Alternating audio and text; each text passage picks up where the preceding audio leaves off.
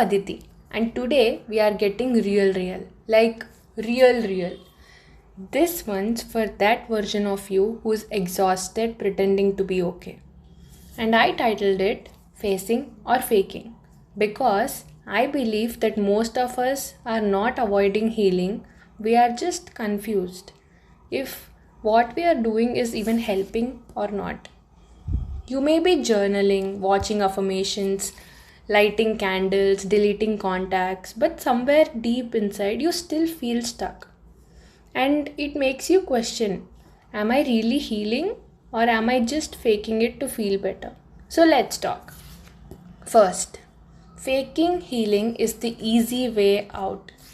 We have done it all and we have faked healing at some point.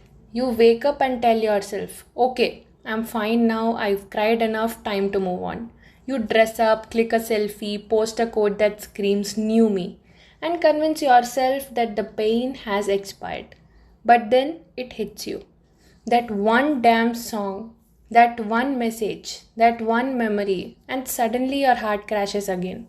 You were not okay, you were just trying to be. And it's not even your fault. Society loves productivity, moving on fast, looking strong. So we rush it.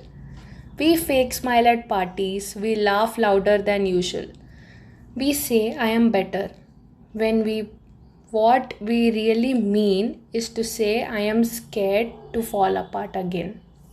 Faking is not always bad. It's often a survival mechanism. Your brain is trying to protect you from what feels unbearable. But the problem is, it delays the real work.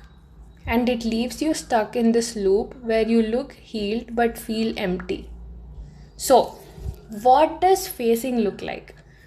Facing doesn't mean you cry all day or scream into a pillow, although you can do that too.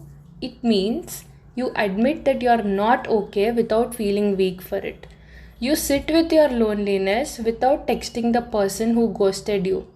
You delete their number and resist checking their status every day. You don't pretend you have moved on, you accept that healing takes time. Facing is when you look at your wounds without makeup. You don't try to cover them up with success, rebounds, or fake peace. You say, yeah, this still hurts, but I am here.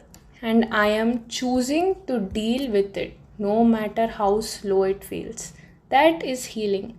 It is quiet. It is uncomfortable. But it is honest. Next, how to know if you are actually faking it? Let's get brutally real here. Here are some signs you might be faking your healing. You constantly say I've moved on, but can't stop checking their Instagram.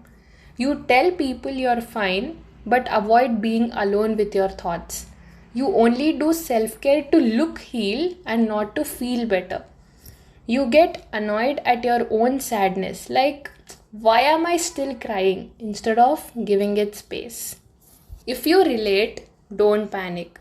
You're not failing. You're just scared to feel the full depth of your pain. But healing is not about being emotionless. It's about being emotionally honest. And when you stop faking it, that's when you stop fearing your own emotions. And how to face the pain without breaking.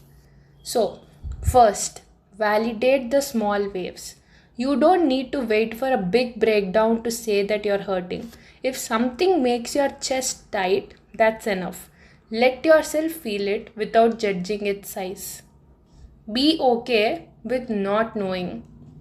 You don't need to have the why figured out. Sometimes it's not about finding closure. Sometimes it's just about making peace with not getting answers. Third, do one daily thing that connects you with yourself. It could be a voice note to yourself or a 10-minute sit in the sun, dancing alone. You need to rebuild trust with yourself slowly. And take guilt out of self protection. Stop feeling guilty for needing space. Stop apologizing for not texting back immediately. You are allowed to pause without guilt. Facing pain is not weakness, it's emotional strength. And people don't understand that. So, next time you post something like I am healing or new beginnings, pause and ask yourself, am I actually facing it or am I faking it because I don't want to feel it anymore? And no matter what the answer is, be kind to yourself because the most powerful part of this journey is not pretending anymore. It's learning to stay present with pain until it transforms. You don't need a timeline. You don't need aesthetic progress. You just need honesty. And trust me, when you start facing, that's when the real freeing begins.